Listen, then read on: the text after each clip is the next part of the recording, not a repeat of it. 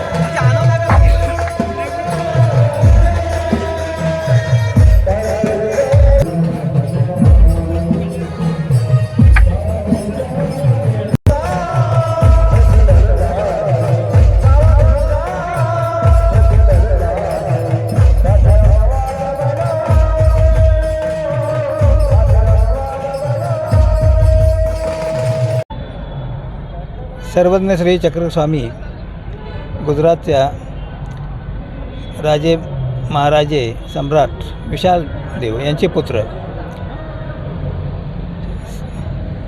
गुजरातचा त्याग करून महाराष्ट्रामध्ये येऊन महाराष्ट्रामध्ये विषमता, स्त्रियांचे शोषण, अनेक कुरूडी वगैरे त्यांच्यावर मात करण्यासाठी त्यांनी इथं आले आणि महाराष्ट्रात रुद्रपूरला येऊन गोविंद प्रभूपासून शक्ती स्वीकार करून त्यांनी आपलं कार्य आरंभ केलं.